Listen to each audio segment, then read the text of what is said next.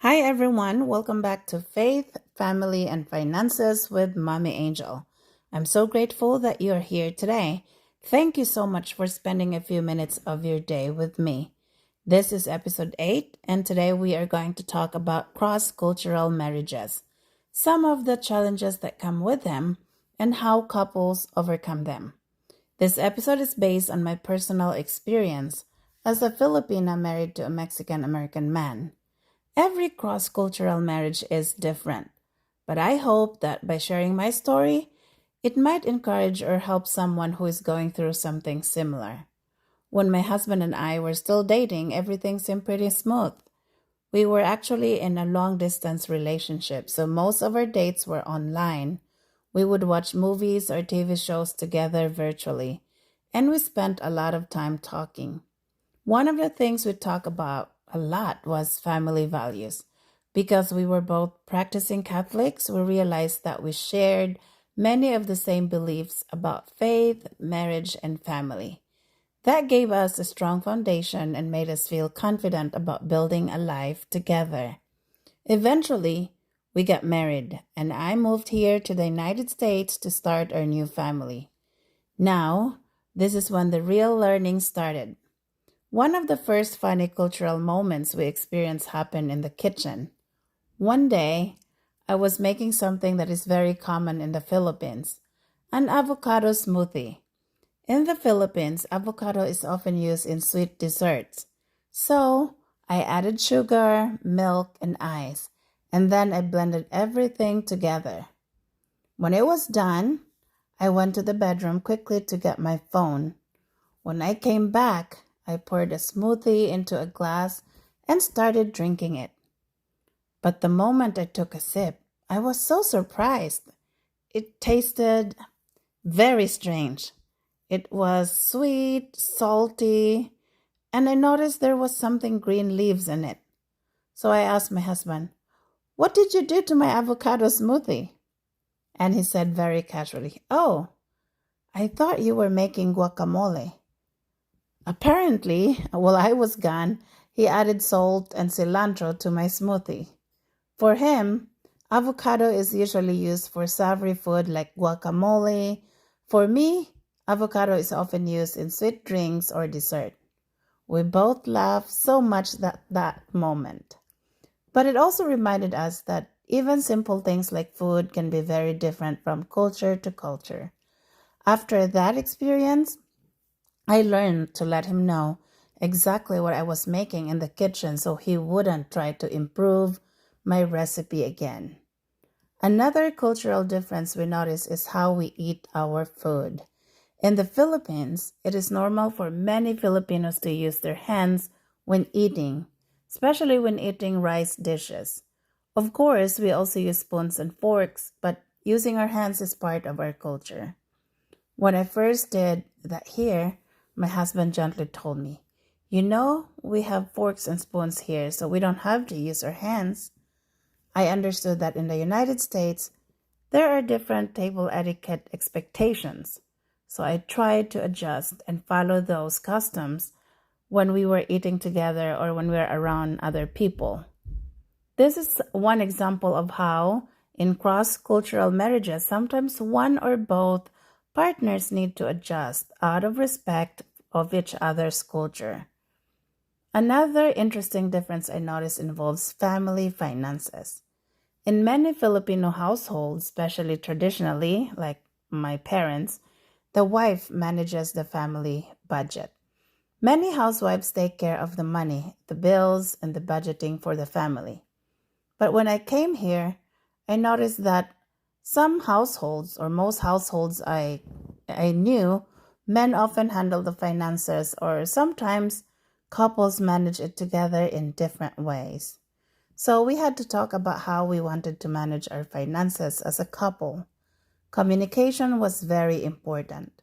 Instead of assuming how things should be done, we needed to discuss what works best for our family. Now, another challenge that many cross cultural couples experience is language. Even though I was actually an English teacher in the Philippines, I realized that speaking English in America can still be challenging. In school, we learn formal English, grammar, and vocabulary. But what we don't always learn are informal expressions, slang, and idioms that many people here use every day in their conversations. For example, here people say things like, I'm hooked on it. In the Philippines, we might say something more formal like, I'm very interested in it, or I'm addicted to it. Another example is when someone says, hit me up. The first time I heard that, I had to think about what it meant. Like, hitting somebody? No, it must be different, right? So back home, we would simply say, contact me or call me. Americans also use a lot of phrasal verbs, which can sometimes be confusing for people who learn English in another country. Another difference is accent. As you notice, my accent is a little bit different than the standard American English. Most of my English teachers in the Philippines were also Filipinos, so the accent we learned was a little different from the typical American accent.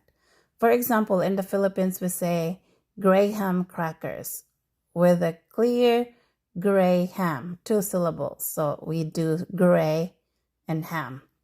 Gray like gray hair, right? But here in America, people say graham crackers or even the last name Graham.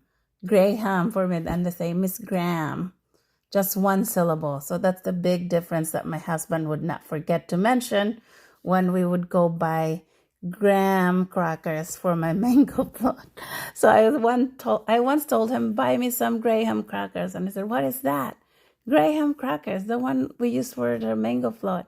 And then when I showed pictures, he was like, that's graham crackers, not graham. Okay. So that's another way. We just pronounce every syllable. Okay, at first, I didn't even realize they were talking about the same thing, right?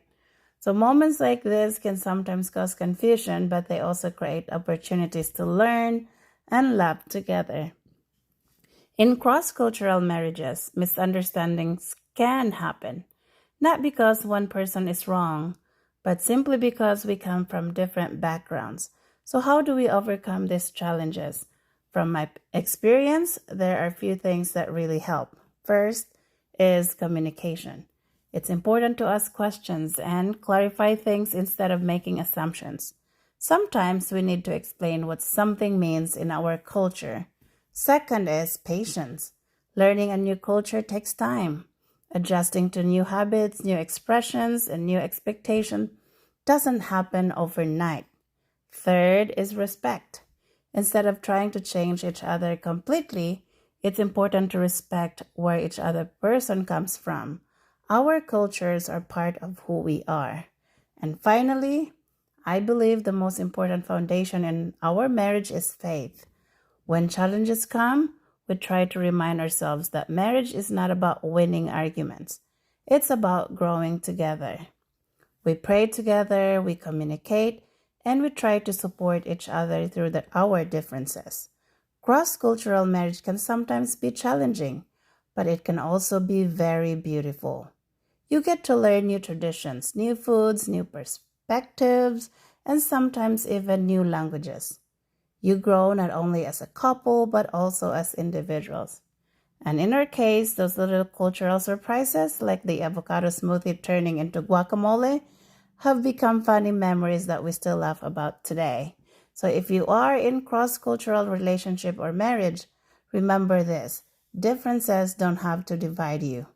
They can actually enrich your relationship if you approach them with love, patience, and understanding.